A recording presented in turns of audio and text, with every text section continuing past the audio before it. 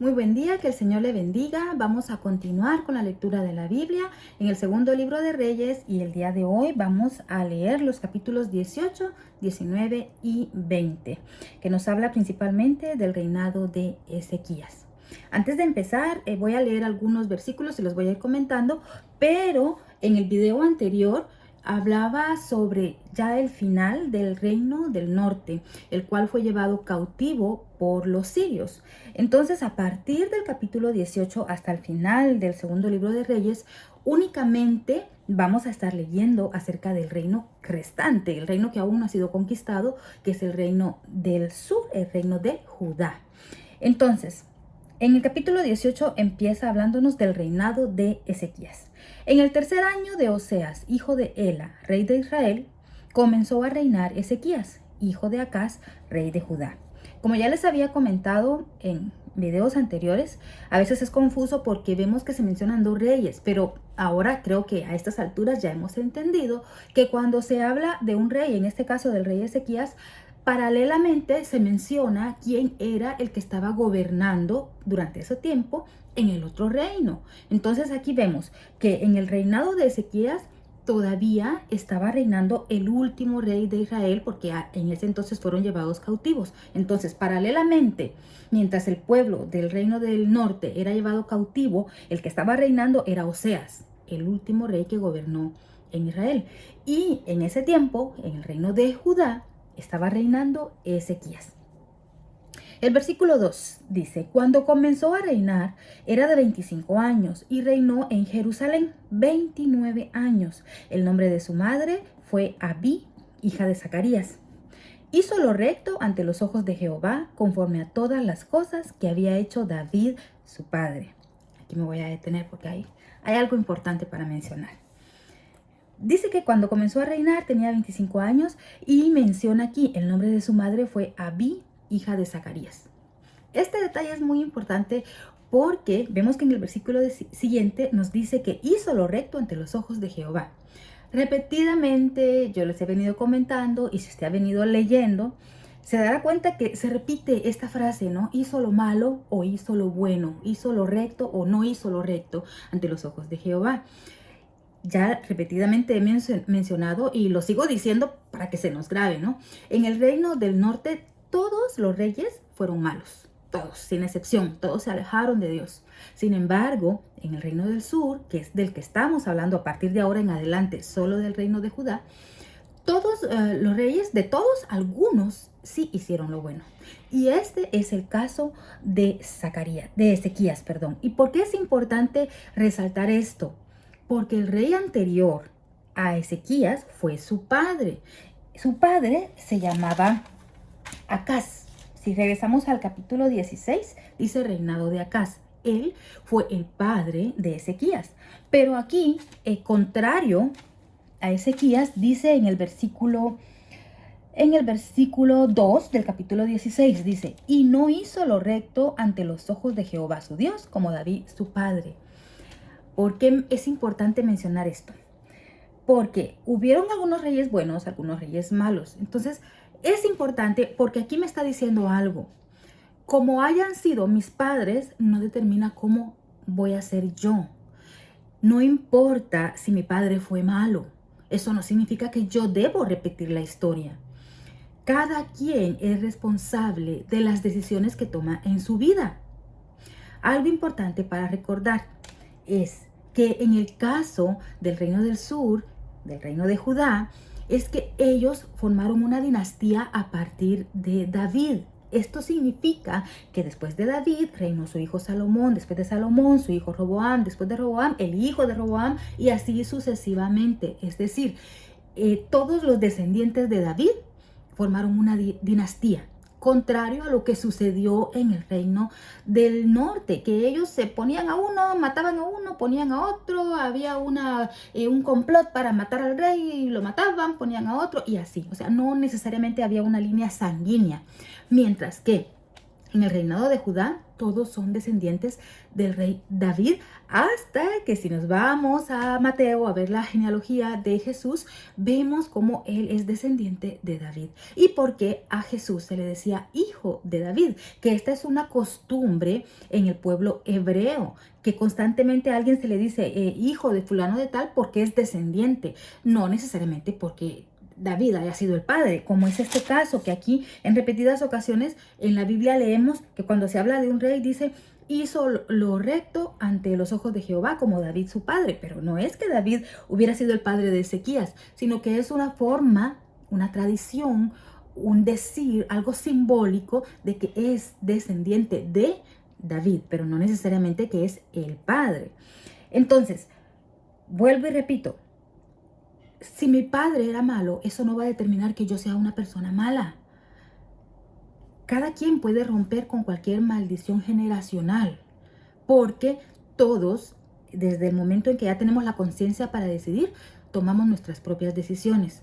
Acaz fue un rey malo, no hizo lo recto ante Jehová. Sin embargo, su hijo Ezequías hizo lo recto ante los ojos de Jehová, conforme a todas las cosas que había hecho David, su padre. Y en el versículo anterior, en el versículo 2, curiosamente se menciona, el nombre de su madre fue Abi, hija de Zacarías. No en todos los reyes se menciona quién fue la madre, pero en este caso sí. Muchos teólogos consideran que se menciona aquí quién fue su mamá como para darnos a entender que gracias a la crianza que tuvo de parte de su madre, que le enseñó seguramente cuál era la ley, en ese entonces la ley de Moisés, cuáles eran los mandamientos de Dios, cuál era la historia de su pueblo, gracias a ese buen cimiento de la madre, es que posiblemente él haya sido formado, a pesar de la maldad del padre, en buenas condiciones y con una fe en Dios. La importancia nuevamente pues de la madre o del padre, obviamente, aunque al final el que decide es el propio Ezequías.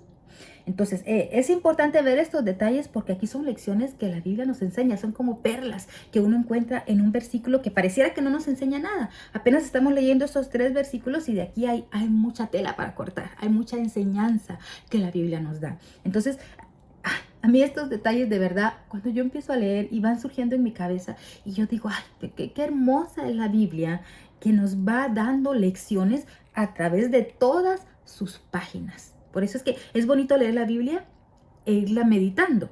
Y es bonito leer la Biblia no solamente una vez, porque la primera vez cuesta, a veces uno no entiende nada, pero conforme uno la va repitiendo y la va leyendo nuevamente y va uniendo los puntos y va haciendo conexiones y va haciendo cruces de las escrituras, uno va entendiendo más toda la historia y el Espíritu Santo nos va revelando lo que necesitamos en ese momento, lo que yo necesito, lo que usted necesita. A lo mejor vamos a leer el mismo pasaje y a usted Dios le revela algo específico y a mí Dios me enseña algo específico porque yo necesito eso y porque usted necesita otro tipo de revelación sobre los mismos pasajes que estamos leyendo.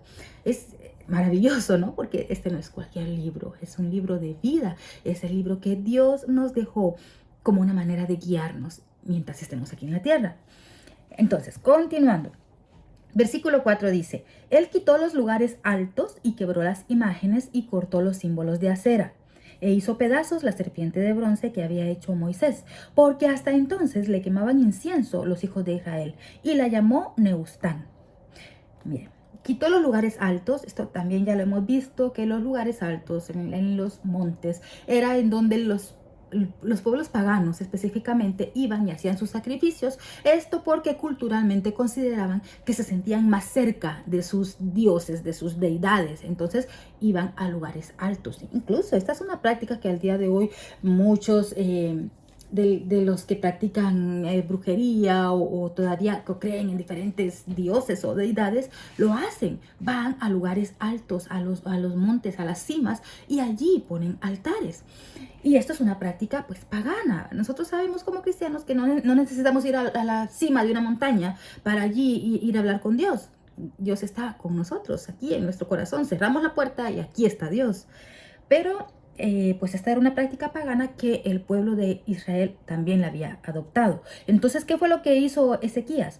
Derribó quitó los lugares altos, es decir, derribó los altares que allí tenían y quebró las imágenes y cortó los símbolos de Acera, pues que era un dios pagano. E hizo pedazos la serpiente de bronce. Aquí hay algo importante. Mire, está bien que quitara los símbolos paganos, la estatua de Acera o lo que tuvieran de otros dioses, pero aquí menciona que hizo pedazos la serpiente de bronce. ¿Usted sabe qué es la serpiente de bronce? Yo sé que si usted ha venido leyendo conmigo la Biblia desde el capítulo 1 de Génesis hasta acá, pues ya vimos cuál es la serpiente de bronce que Moisés hizo. Pero si a lo mejor usted está viendo este video así al azar o solo está leyendo este libro y no ha leído todo desde el principio, vamos a regresar en donde está la descripción de qué es esta serpiente de bronce. Esto está en el libro de Números, en el capítulo 21, versículo 4 en adelante. Voy a leer. Después partieron del monte de Or, camino del Mar Rojo, para rodear la tierra de Edom. Esto era cuando el pueblo de Israel ya había sido libertado de la esclavitud del faraón por Moisés. Entonces ya estaban en el desierto. Y dice, se desanimó el pueblo por el camino. Una vez más, porque ya vimos que cada rato se desanimaban. Y habló el pueblo contra Dios y contra Moisés. ¿Por qué nos hiciste subir de Egipto para que muramos en este desierto? Pues no hay pan ni agua y nuestra alma tiene fastidio de este pan liviano. Ya estaban cansados del maná. Versículo 6 del capítulo 21 siempre. Y Jehová envió entre el pueblo serpientes ardientes que mordían al pueblo, y murió mucho pueblo de Israel. Entonces el pueblo vino a Moisés y dijo, hemos pecado por haber hablado contra Jehová y contra ti. Ruega a Jehová que quite de nosotros estas serpientes. Y Moisés oró por el pueblo. Y Jehová le dijo a Moisés, hazte una serpiente ardiente y ponla sobre una asta, y cualquiera que fuere mordido y mirare a ella, vivirá. Y Moisés hizo una serpiente de bronce y la puso sobre una asta, y cuando alguna serpiente mordía a alguno, miraba a la serpiente de bronce y vivía. Resalto esto, es importante este detalle, porque cuando uno lee, si vemos ahora ya transcurrió el tiempo, estamos en la historia, en el segundo libro de Reyes, que dentro de las cosas que Ezequías destruye, además de los ídolos paganos, también destruye esta serpiente de bronce que Moisés había construido y que había servido de sanación en un tiempo específico, cuando el pueblo estaba en el desierto, cuando le estaban picando serpientes, y cada vez que lo picaban, la persona que había sido mordida por la serpiente miraba hacia donde estaba esa serpiente que había sido moldeada con bronce y la gente se sanaba. Toda la Biblia es una alegoría a la vida de Jesucristo. Esto simbólicamente significa que cuando nosotros estamos enfermos, ¿quién es nuestro Salvador? Jesucristo, quien fue levantado en un madero. Así como esta serpiente la puso Moisés sobre una vara de madera. Entonces todo el que miraba a esa serpiente que estaba en esa vara de madera, todo el que la veía era sanado. Esto, si lo aplicamos a Jesucristo, si yo estoy enferma, mi mirada la voy a poner en Jesucristo, que fue crucificado y que pagó por las enfermedades en la cruz por mí, y voy a ser sana. Sin embargo, este simbolismo había cambiado a lo largo de los años. ¿Por qué? Porque aquí se está mencionando que hizo pedazos la serpiente de bronce que había hecho Moisés, porque hasta entonces le quemaban incienso los hijos de Israel y la llamó Nehushtan. Nehushtan es una palabra que significa simplemente cosa de bronce. ¿Qué nos está dando a entender aquí? Que las personas, el pueblo de Israel, había hecho de esta serpiente un ídolo. Y lo había puesto a la altura de los ídolos paganos como Acera y como de los demás dioses que tenían. Entonces iban a los lugares altos y le ofrecían incienso, como que si la serpiente de bronce que estaba en esa vara tenía poderes especiales. Entonces ellos ya se habían desviado. En lugar de adorar únicamente al Dios verdadero, a Jehová de los ejércitos, estaban llevándole ofrendas, haciéndole honores, orando a una serpiente de bronce. Ya había perdido el significado original. Por eso es que Ezequías también manda a retirar, a hacer pedazos, dice aquí, esta serpiente de bronce. Y le llamó Nehushtan, cosa de bronce. Sencillamente era una cosa de bronce, no era un ídolo, no era algo que iba a curarle las enfermedades como en ese momento fue útil para curar enfermedades. Entonces aquí hay que tener mucho cuidado de que no volvamos ídolos a algunas cosas que en su momento Dios las utilizó como instrumento, pero que no representan al Dios mismo. Versículo 5. En Jehová, Dios de Israel, puso su esperanza. Mire qué bonito.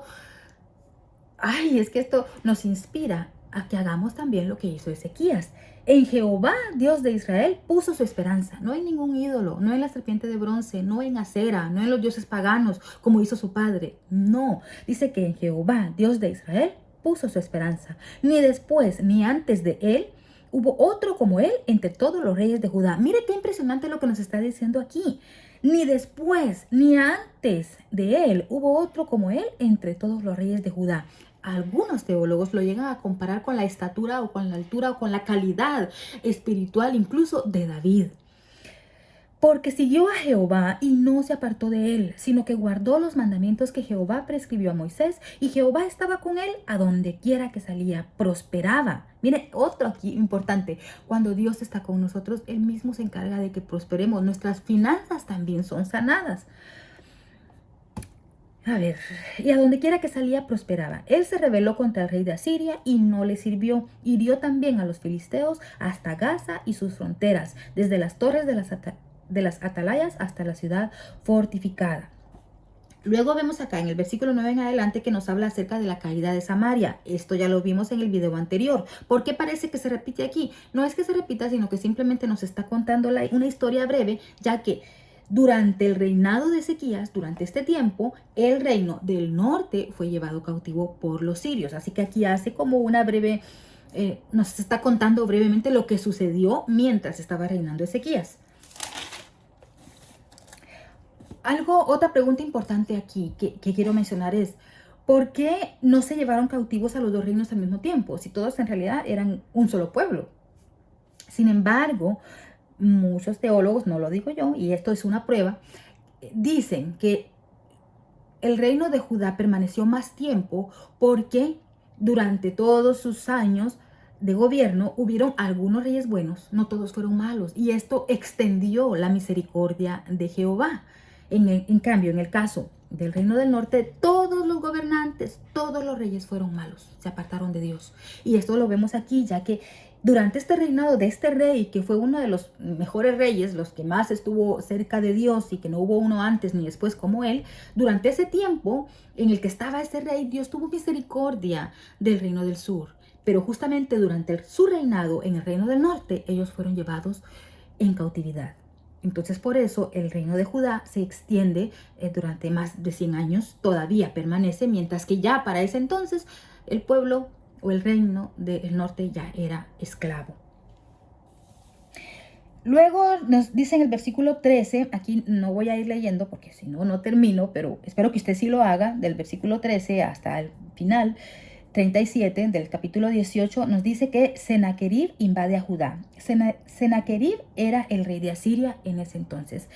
Sin embargo, es atacado, o sea, envía una comisión al pueblo y lo quiere intimidar y blasfema contra Jehová. Pero en el versículo 19, mire lo que hace el rey Ezequías. Cuando el rey Ezequías lo oyó, o sea, oyó que el rey de Asiria lo quería invadir, lo quería conquistar, rasgó sus vestidos y se cubrió de cilicio y entró en la casa de Jehová y envió a Eliakim, mayordomo, a Semna, escriba, y a los ancianos de los sacerdotes cubiertos de cilicio, al profeta Isaías, hijo de Amós. Aquí nos está hablando de qué Isaías, pues nada más y nada menos que del profeta Isaías. ¿Y cómo se confirma esto? Si nos adelantamos y vamos al libro de Isaías en el capítulo 1, comienza diciendo en el versículo 1, visión de Isaías, hijo de Amós.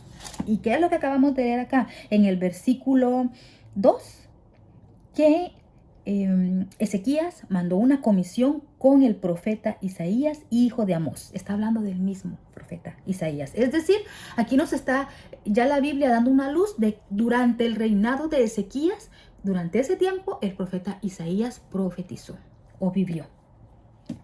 Entonces, fueron con el profeta Isaías esta comisión, le contaron lo que estaba sucediendo, Isaías intercede ante Dios y entonces aquí está la respuesta en el versículo 6. Isaías les respondió, así diréis a vuestro Señor, así ha dicho Jehová, no temas por las palabras que has oído, con las cuales me han blasfemado los siervos del rey de Asiria. He aquí yo pondré en él un espíritu y oirá rumor y volverá a su tierra y haré que en su tierra caiga a espada.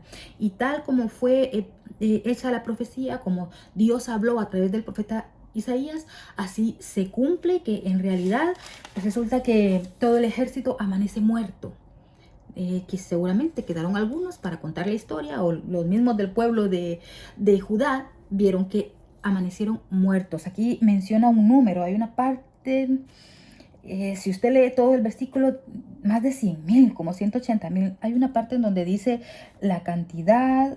Está siempre en el versículo 19, acá está, en el versículo 35 dice, y aconteció que aquella misma noche salió el ángel de Jehová y mató en el campamento de los asirios a 185,000. Y cuando se levantaron por la mañana, he aquí que todo era cuerpos muertos. O sea, Dios cumplió su promesa, mató a todo el ejército, ellos no tuvieron que hacer nada, Dios lo libró de Sennacherib, rey de Asiria, y de su ejército. ¿Pero por qué lo hizo? Si leemos el versículo 34, siempre en el capítulo 19 dice, porque yo ampararé, aquí es Dios hablando, porque yo ampararé esta ciudad para salvarla, por amor a mí mismo y por amor a David mi siervo. Otra vez aparece David. Mire qué bonito cuando una persona hizo el bien.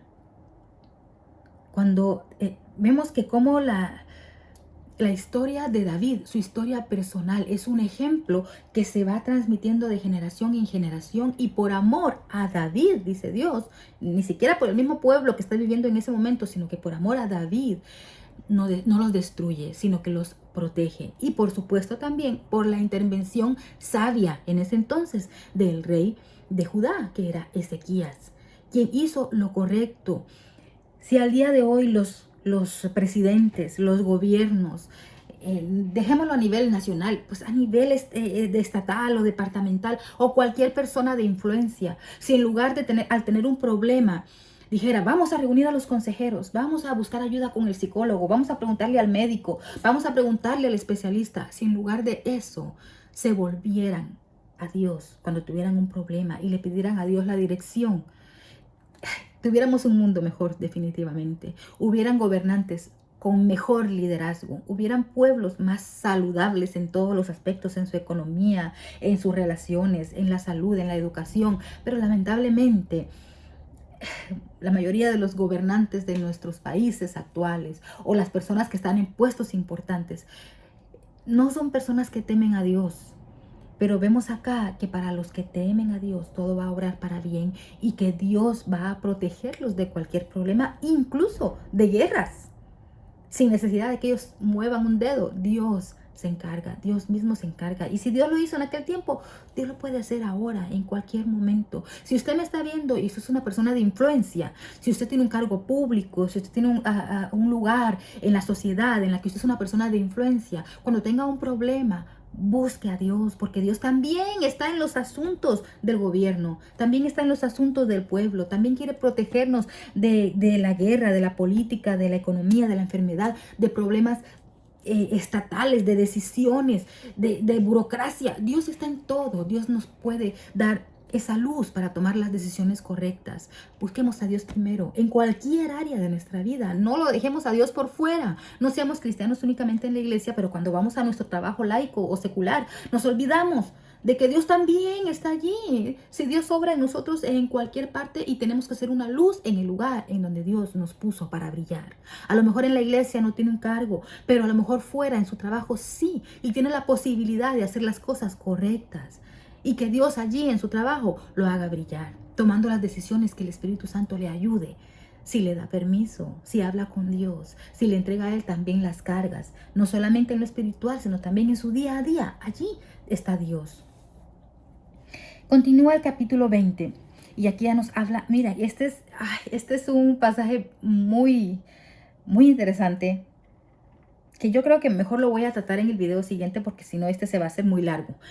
En el video siguiente, lo voy a grabar ahora mismo, y voy a hablar solamente del capítulo 20, porque si quizá me voy a extender y voy a hacer este video más largo. Entonces mejor voy a cortar acá y nos vemos en el siguiente video, en donde vamos a ver el capítulo 20, que nos habla acerca de la enfermedad de Ezequías, cómo Dios hace un milagro y le extiende la vida por 15 años más, y luego vamos a ver pues ya cuando transcurre el tiempo y pues ya fallece. Pero esto es un tema